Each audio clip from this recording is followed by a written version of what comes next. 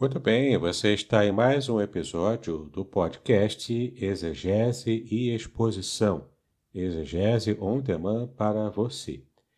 Eu sou o reverendo Davidson Pignon, sou pastor congregacional, mestre em ciências da religião, professor de hebraico bíblico e de exegese do Antigo Testamento no seminário.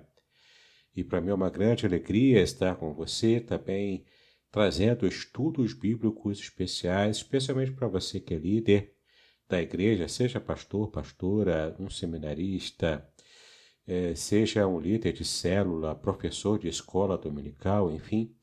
Você tem bastante conteúdo aqui no meu canal, você tem muitos estudos bíblicos, aulas, pregações, enfim, muito material para você aproveitar e dar um upgrade no seu ministério, especialmente com o seu estudo bíblico, né, e pregações também, com muito conteúdo. Então, eu tenho muita alegria em poder estar servindo ao Reino de Deus, trazendo todo esse material.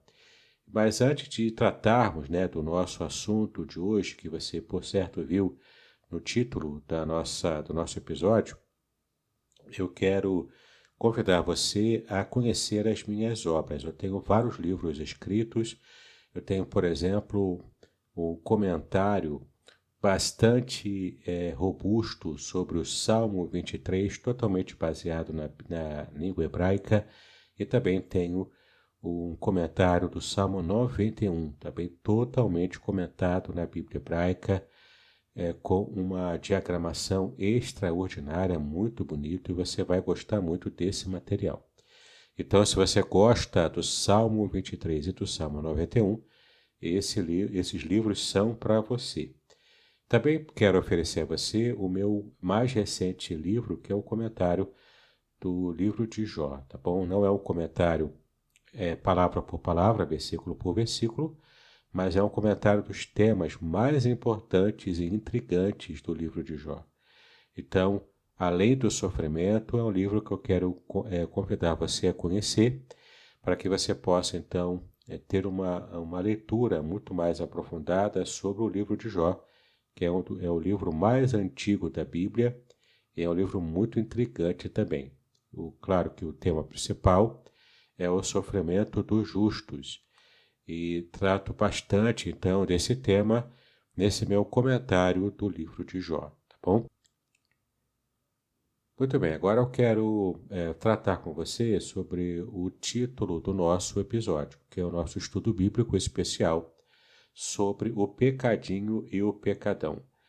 É um tema bastante recorrente, né? As pessoas me perguntam muito, e as pessoas geralmente têm uma opinião sobre esse tema sem que de fato tenha feito uma investigação bíblica que seja satisfatória, né, para poder determinar a opinião que as pessoas têm sobre esse tema. Então vamos tratar hoje sobre o pecadinho e o pecadão. O tema do pecado e também das suas consequências tem sido amplamente discutido na teologia cristã. Um dos questionamentos recorrentes é esse aqui, ó. Será que existe diferença entre pecados menores e maiores? Ou todos os pecados são igualmente graves aos olhos de Deus?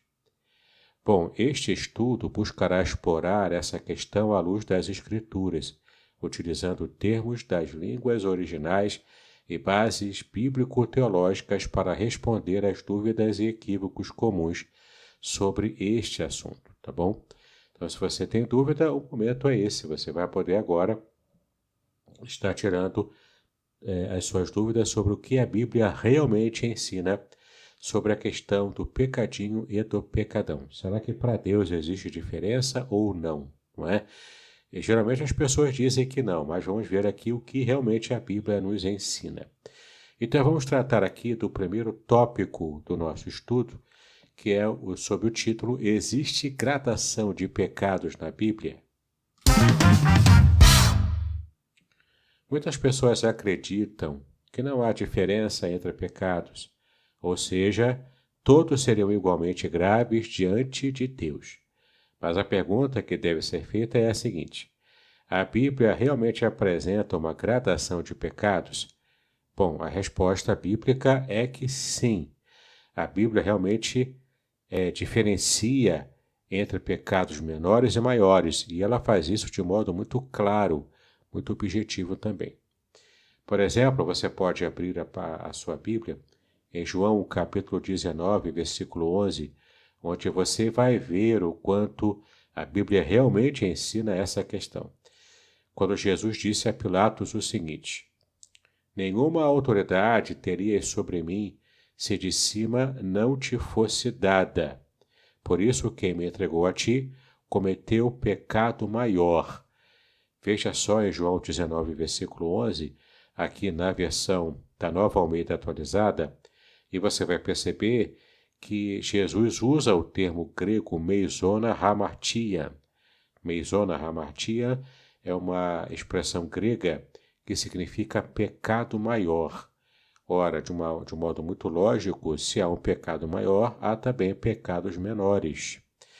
E Jesus fala claramente, só nesse primeiro versículo que estamos abordando aqui, sobre essa questão da gradação de pecados, não é?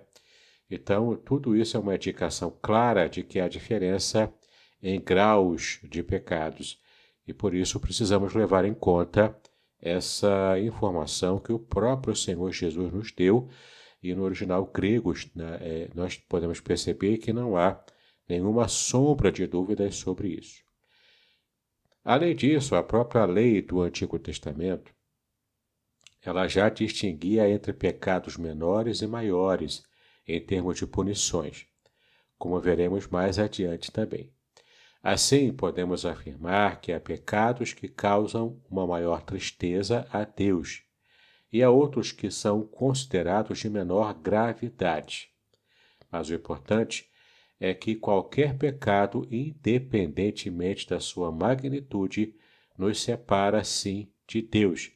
E você pode ver isso claramente no texto de Isaías, capítulo 59, versículo 2. O texto que diz o seguinte: mas as iniquidades de vocês fazem separação entre vocês e o seu Deus, e os pecados que vocês cometem o levam a esconder o seu rosto de vocês para não ouvir os seus pedidos. Veja, né, como esse texto fala claramente, então, que as nossas iniquidades fazem separação entre nós e Deus, tá bom?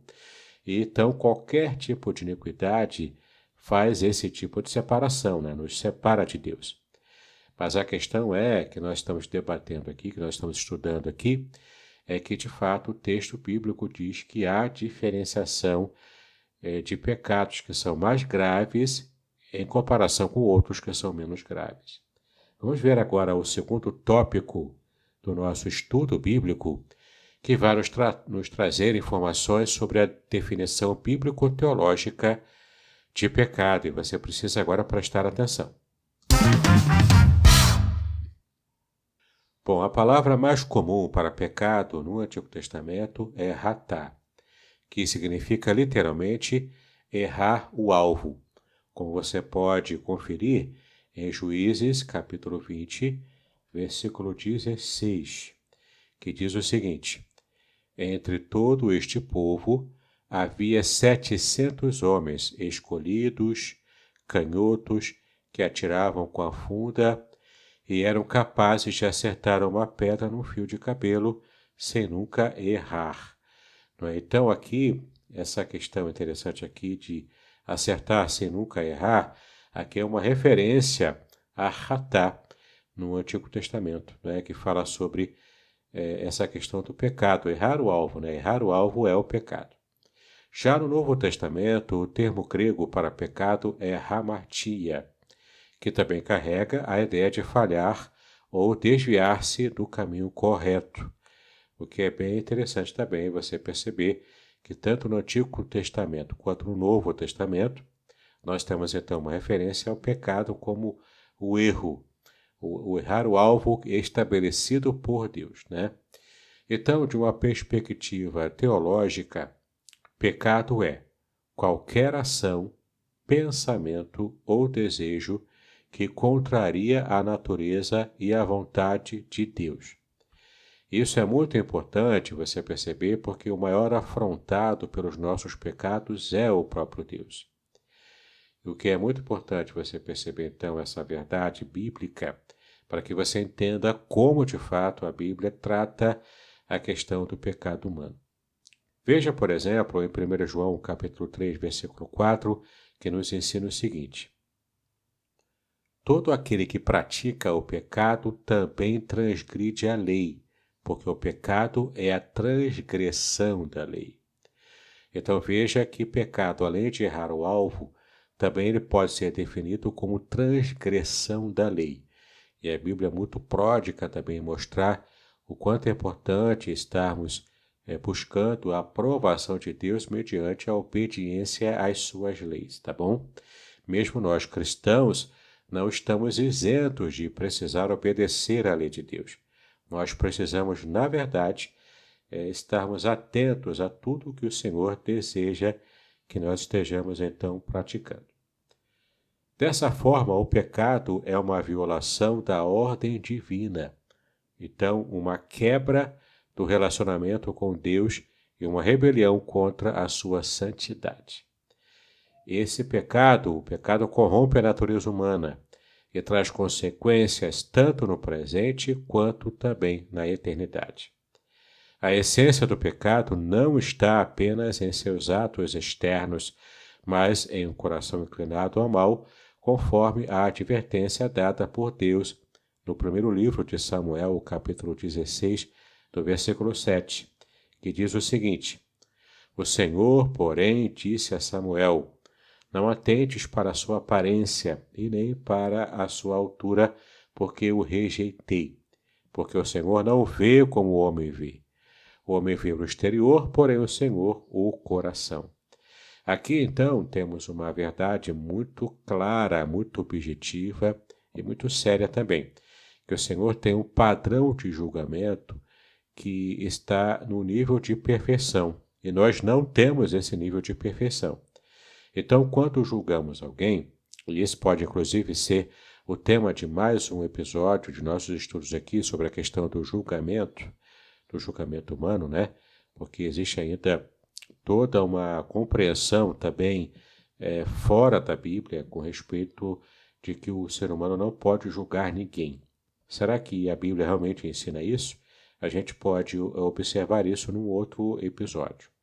Mas a questão é que o Senhor tem um padrão de julgamento perfeito, e nós não temos esse padrão. Isso quer dizer, então, que o modo como Deus nos julga é diferente do modo como nós julgamos o nosso próximo. Tá legal?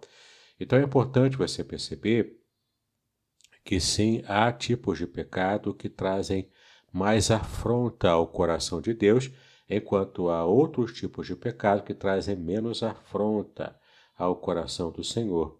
Então, por isso, nós podemos agora avançar para o tópico 3 do nosso estudo de hoje, quando vamos falar sobre a punição correspondente aos tipos de pecados no Antigo Testamento. E essa é uma temática muito recorrente. Então, preste atenção agora no novo tópico, o tópico 3, sobre a punição aos pecados do Antigo Testamento. O Antigo Testamento enfatiza a justiça retributiva. Aliás, eu faço um comentário bastante extensivo sobre a justiça retributiva no meu livro sobre Jó, o livro Além do Sofrimento. E você pode estudar ali com muito mais propriedade e muito mais abrangência. Mas então, o Antigo Testamento enfatiza a justiça retributiva, onde a punição está diretamente relacionada à gravidade do pecado. O princípio do talião, que é a justiça retributiva proporcional, aparece em passagens como o texto de Êxodo, capítulo 21, versículo 24. O texto diz o seguinte: olho por olho, dente por dente, mão por mão, pé por pé. Esse princípio demonstra que os pecados não são todos iguais, mas cada um recebe uma punição proporcional ao dano causado. Nesse caso aqui, tanto ao dano causado contra alguém, contra outro ser humano, contra o próximo, né, quanto também o dano causado ao próprio Senhor, porque a diferenciação do tipo de sacrifício que era feito para poder aplacar a ira de Deus, inclusive contra os pecados, né, do povo de Deus no Antigo Testamento. Você pode perceber um exemplo interessante em Provérbios capítulo 6, versículos 16 a 19. E nesse texto a gente lê o seguinte: 6 coisas o Senhor aborrece, e a 7ª a sua alma abomina: olhos altivos, língua mentirosa, mãos que derramam sangue inocente, coração que trama projetos iníquos, pés que se apressam a correr para o mal, testemunha falsa que profere mentiras e o que semeia contendas entre irmãos.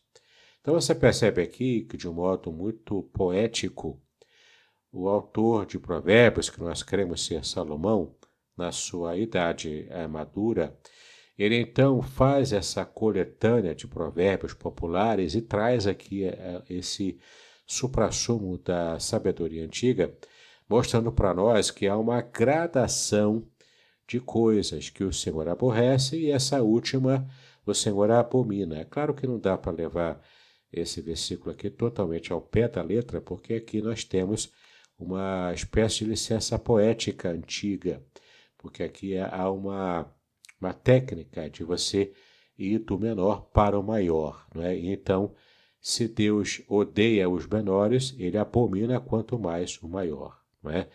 E é interessante que o texto aqui se refere às mentiras, aquele que semeia contenda entre irmãos, esse é o alvo da abominação maior de Deus, né? Então é interessante você perceber o quanto a gente pode levar em conta também essas questões no que diz respeito ao modo como Deus julga diferente de nós, porque ele tem o seu próprio padrão perfeito para julgamento. Bom, a expressão a alma abomina, que aparece aqui no texto, em hebraico, é a palavra nefshu shoketz.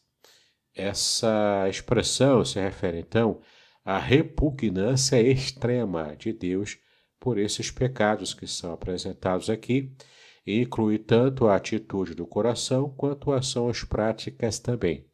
Porque tanto o amor, no sentido bíblico, ele precisa ser encarado, ser percebido como um aspecto muito prático, né, de ações práticas de amor, quanto também a abominação, quanto também o ódio, né, ele também é vinculado a ações práticas, tá bom? Esse é o jeito bíblico de compreender e também nos fazer entender esses sentimentos. Então, este princípio de punição proporcional é um reflexo de como Deus vê o pecado. Alguns pecados são mais graves do que outros. Mesmo assim, todos os pecados são transgressões contra a sua santidade. Então, sem arrependimento, conduzem à morte espiritual, como está aqui no texto de Ezequiel, capítulo 18, versículo 4, que diz o seguinte: Eis que todas as pessoas são minhas, assim como a pessoa do Pai, também a pessoa do Filho é minha. A pessoa que pecar, essa morrerá. Então, Deus perdoa aqueles que se arrependem. É inclusive uma frase muito comum que eu costumo dizer, que Deus não perdoa qualquer um. Deus só perdoa quem se arrepende. E aqueles que passaram a vida inteira sem arrependimentos, sem se consertarem diante do Senhor, através do sacrifício de Jesus Cristo na cruz do Calvário, esses vão passar toda a sua eternidade experimentando essa distância de Deus que tanto desejaram aqui na terra. Então, essa situação de sofrimento, que é uma realidade eterna, esse sofrimento eterno, ele então vai perdurar sem que haja alívio para a pessoa que está no momento de receber o juízo divino, o juízo final no caso, sem que houvesse tido arrependimento ao longo da sua vida. Bom, então estamos prontos para o próximo tópico do nosso estudo, que é o tópico 4. Ele é intitulado O Novo Testamento e o Princípio da Lei da Semeadura. Esse é o modo como, de fato, o Novo Testamento traz essas questões do pecado e a gradação deles.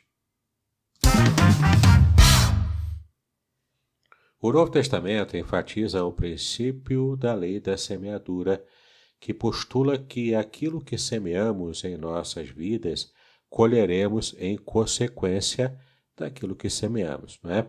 Observe aqui como diz, Paulo fala claramente sobre isso, em Gálatas capítulo 6, versículos 7 e 8. O apóstolo Paulo afirma o seguinte: Não vos enganeis, de Deus não se zomba, pois aquilo que o homem semear, isso também ceifará. Porque o que semeia para a sua própria carne, da carne colherá corrupção. Mas o que semeia para o Espírito, do Espírito colherá a vida eterna.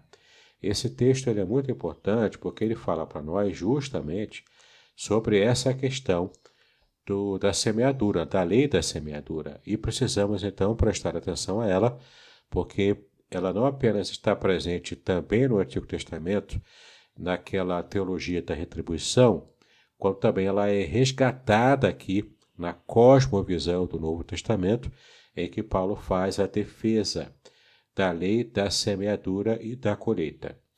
Então, isso significa que nossas ações terão consequências diretas e pecados maiores trarão maiores julgamentos também, por causa da lei da colheita, né, da semeadura e da colheita.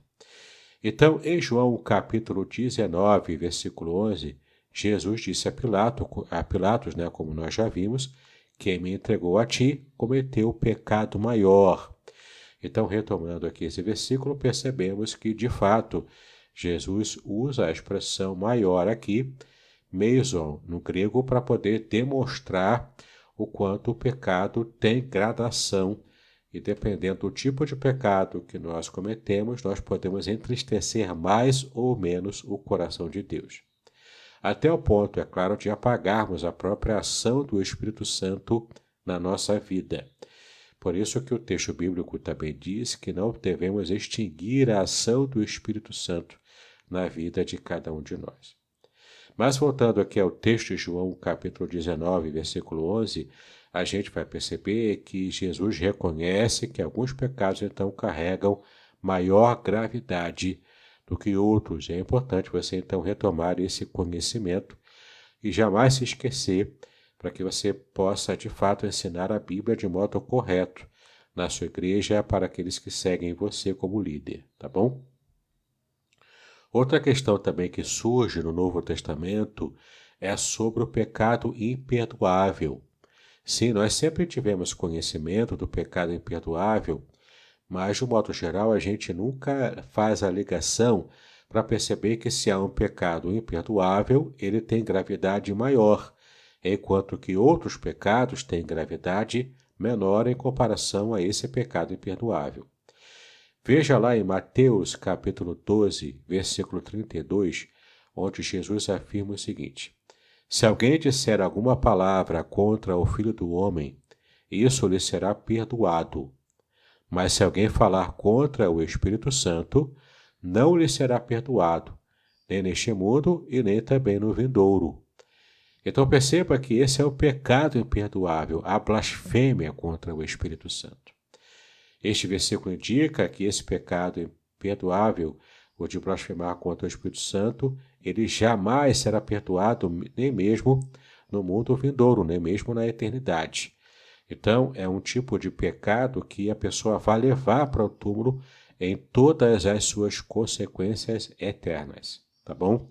Então, o fato aqui é que não devemos blasfemar contra o Espírito Santo, mas devemos, na verdade, levar a sério a nossa vida espiritual diante do Senhor, tá bom?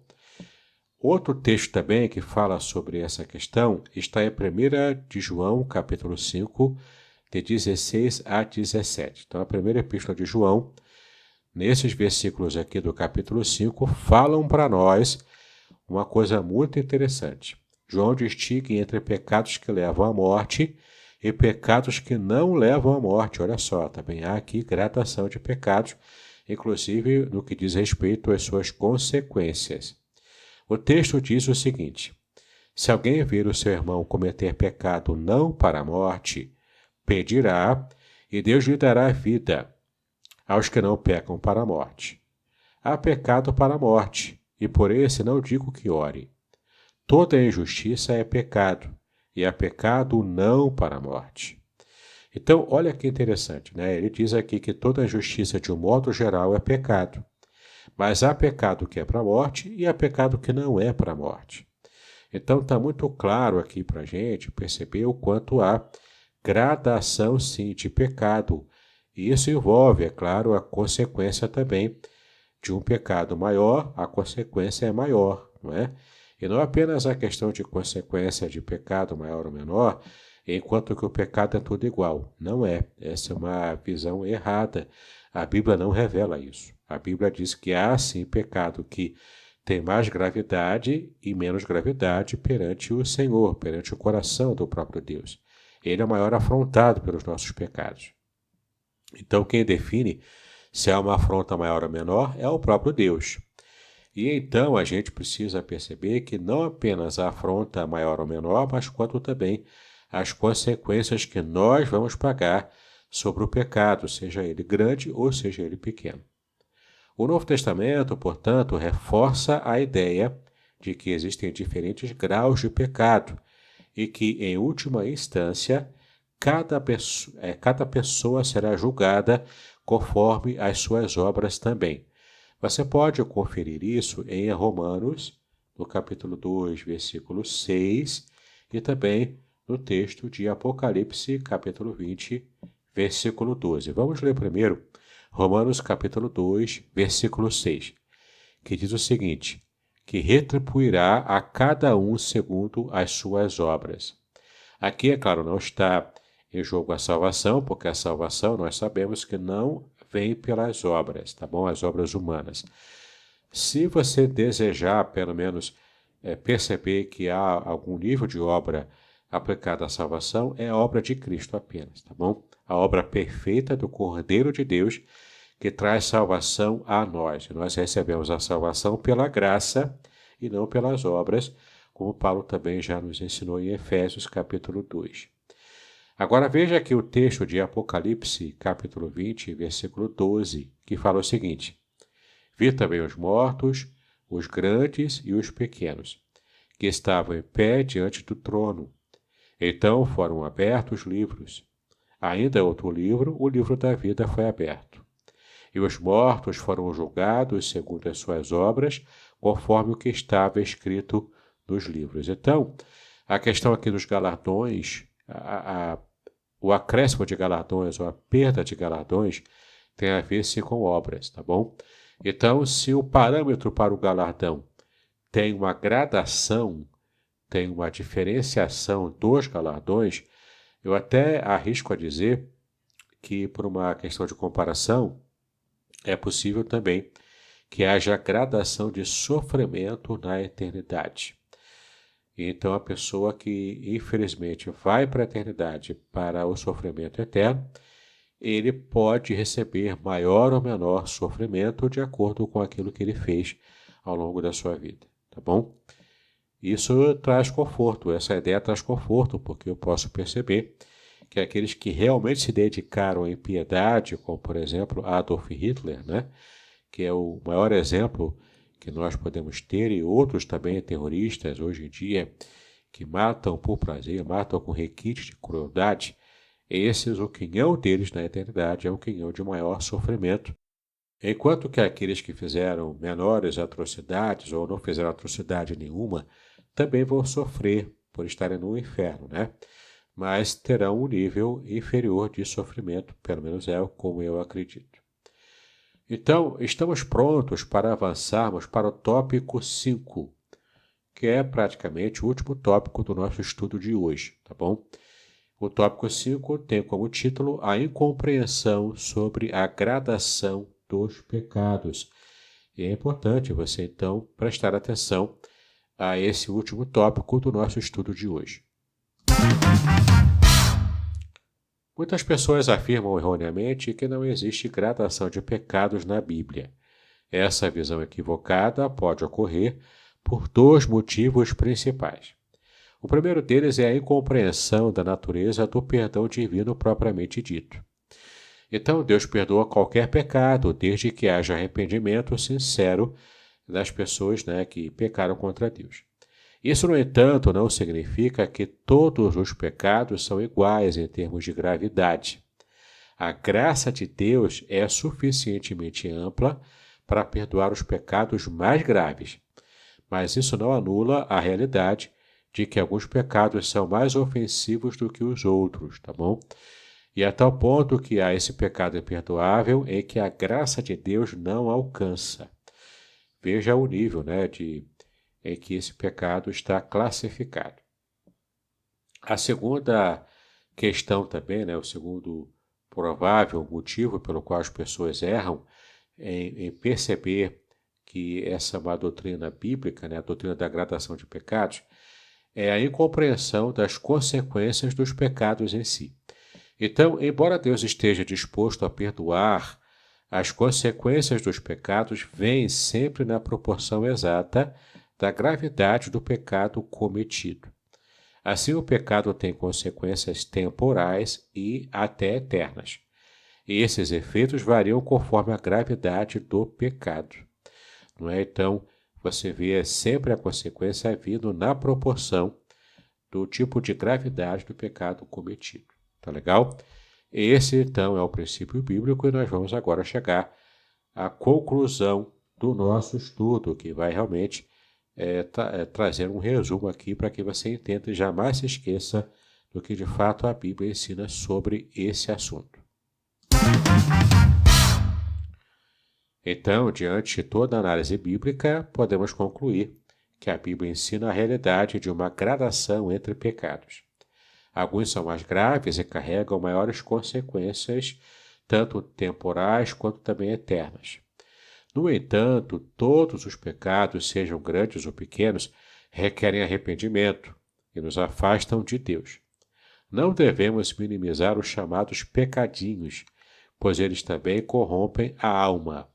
Ao mesmo tempo, devemos estar cientes de que pecados graves, como a blasfêmia contra o Espírito Santo, podem ter consequências eternas e irreversíveis. Assim, a ênfase bíblica é que a justiça de Deus é perfeita e ele julgará cada pessoa de acordo com as suas ações, conforme a gravidade dos seus pecados. Tá legal? Então, esse é o nosso estudo. Espero que tenha sido de proveito para a sua vida. E se você se organizar para apresentar esse estudo também na sua igreja, se você for líder, professor, enfim, você pode ser muito abençoado também e abençoar muitas vidas através desse estudo bíblico aplicado na sua realidade eclesiástica. Então, é uma alegria para mim poder ter contribuído de alguma forma para a sua liderança. E não se esqueça, se você está me assistindo, seja por um agregador de podcast, seja no YouTube, enfim, de alguma forma, se você está me assistindo, conheça-me nas redes sociais. Eu tenho tanto um canal do YouTube, quanto também tenho Facebook, Instagram, eu tenho Twitter, que é o antigo Twitter, que na verdade hoje é o X. Eu estou presente também em várias redes sociais. Você pode me achar e conhecer o meu material. Se você quiser fazer contato comigo, o meu WhatsApp é 021 998 585402. 021 998 585402. Espero que você faça contato para conhecer todas as minhas obras e, quem sabe, também ampliar ainda mais o conhecimento, o seu próprio e também da sua igreja, tá bom? É uma grande alegria estar com você, que Deus abençoe você e os seus estudos, paz e bênção sobre a sua vida.